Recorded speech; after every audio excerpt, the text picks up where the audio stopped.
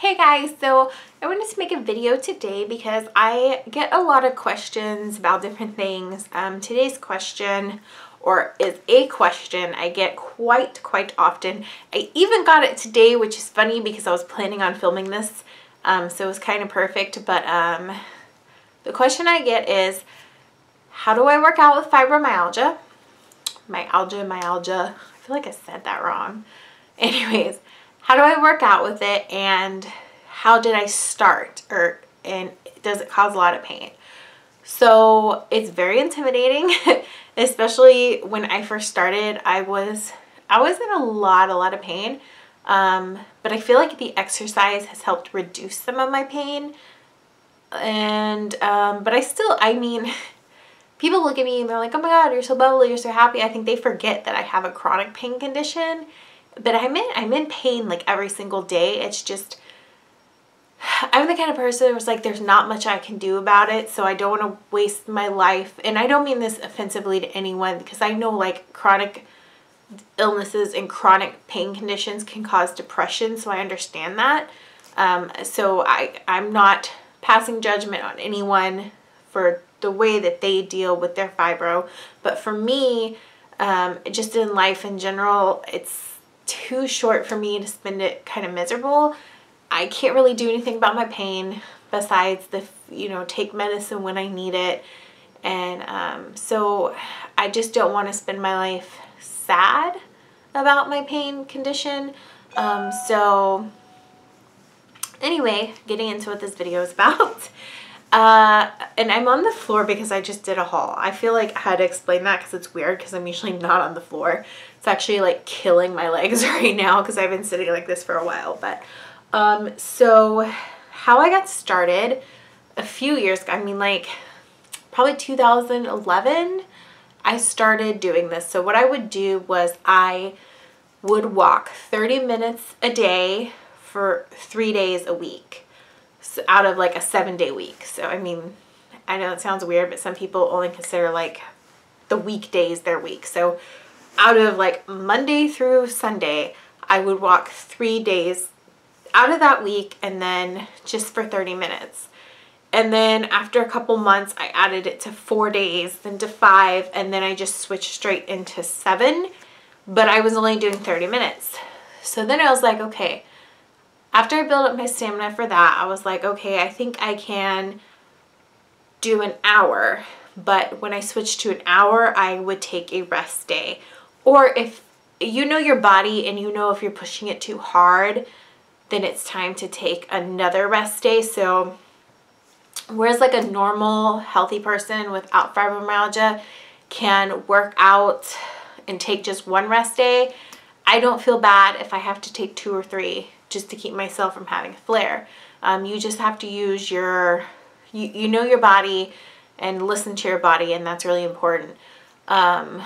So at that point, I moved to 1 hour, 6 days a week.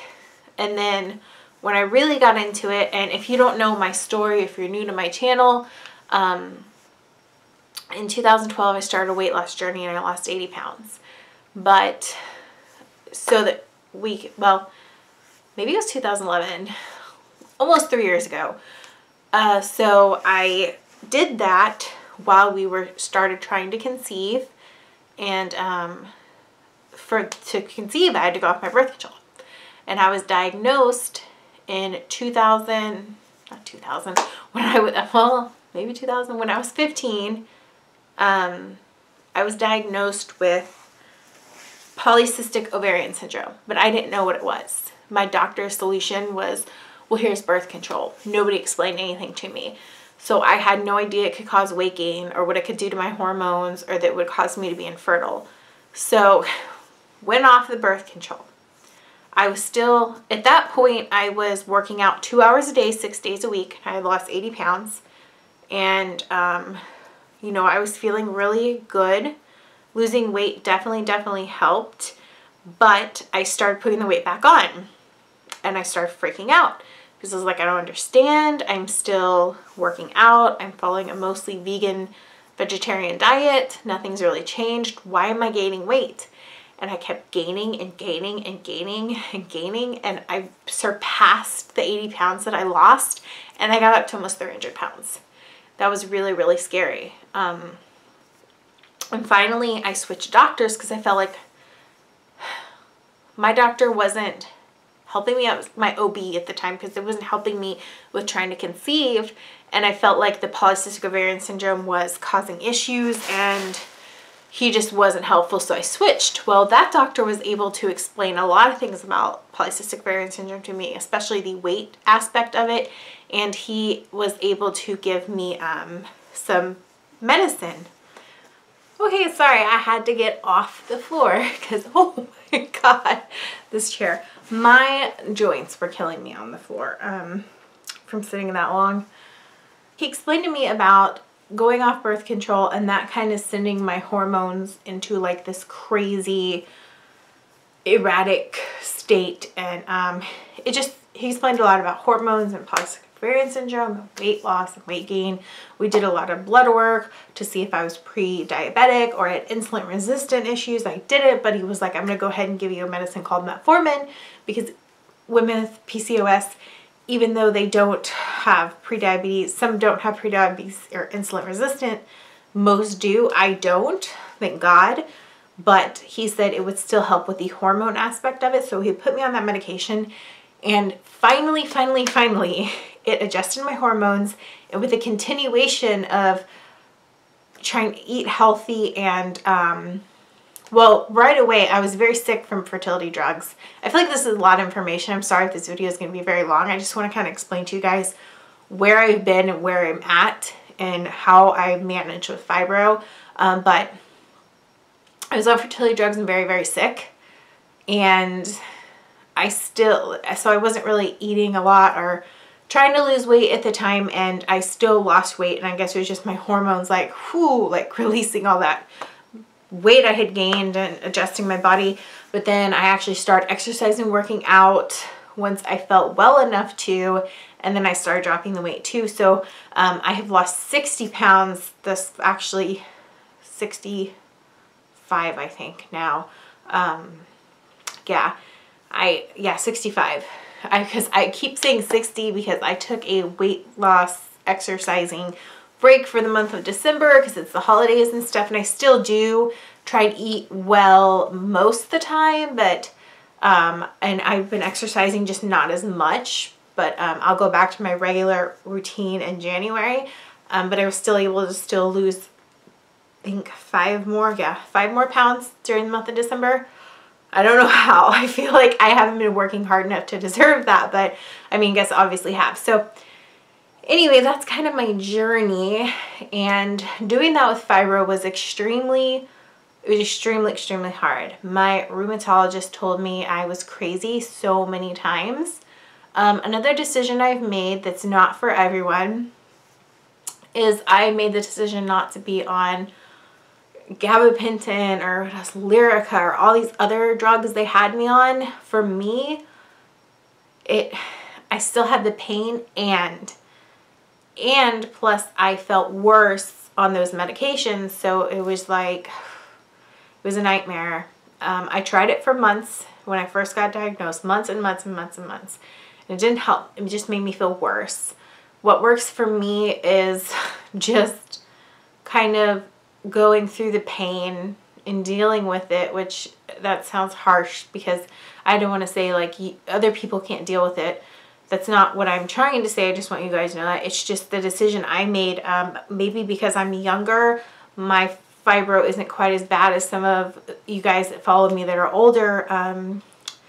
But exercise definitely helped.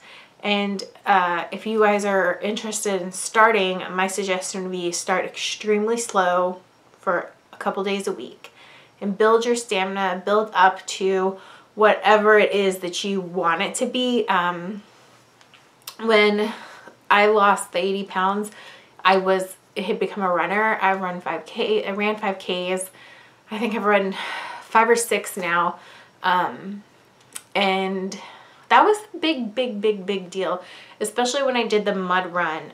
My rheumatologist, I also have bursitis, not just fibromyalgia, really bad in my hips. And right before my big mud run, which is a 5K with 20 obstacle courses, military style in the mud, my hip started acting up and I needed injections. I went to my rheumatologist and he gave me the cortisone injections. I don't know if you guys ever had the needles like that long, and they put it into your hip, into the joint. And he was like, you're crazy. You should not be doing this. You should not be running races. You shouldn't. But I'm kind of like the person that's like, if you tell me not to do something, I'm going to do it. And thank God I like never hurt myself or anything like that doing that. I loved running. I was very happy running. I just got to the point now where I think I could start running again. When I was extremely heavy, it was incredibly hard to try to run. I think now I would be able to do a 5K probably with the weight loss I've had now. But yeah, that's just kind of my journey. And that's how I started running and working out and stuff like that. And I think anyone with fibro could probably do it. Even if you only want to walk 30 minutes a day for 3 days, then start out slow. 1 day a week, 30 minutes. Just, the biggest thing I can tell you is listen to your body. And I want you guys to know that like I absolutely have pain. Absolutely have pain, especially after some workouts. I don't want you to think that it's just gone or it goes away, because it doesn't. I just need to be healthy and want to be healthy. I don't feel healthy at the weight I'm at, so that is why exercise is important to me. Also, I have high blood pressure even when I'm thinner. It's a hereditary thing, and probably from the polycystic ovarian syndrome, the cardiac problems are an issue with people with PCOS. So it's just important for me to be healthy. Do I think everyone with fibro needs to get out there and run? Absolutely not. That's not what I'm saying. This is just simply a video to kind of let you guys know that have been asking me how I got started and how I worked my way to where I am with workouts. At this point, I can still do 2-hour workouts. For the month of December, I've maybe done them 3 or 4 times a week, about an hour and a half for this month. So I might be a little sore come January when I go back to my regular routine, but it's doable, especially if you're probably younger with fibro. It's not easy. I'm not going to lie. It's not easy at all. But like I said, for me, it's important because I want to be around as long as I can to hopefully be with my kids that I'll hopefully have soon, or the kids that we're going to adopt. So yeah, it's just important for me for my health. I'm not pushing that on anyone or saying that everyone should exercise or run. That is just to simply answer your questions. Hopefully I did. If you have any more questions about it, leave me comments in the box below, the comment section box below. Just leave me questions below in the comments and I will answer them as I can. And if I get enough of similar questions, I will kind of do like a part B to this.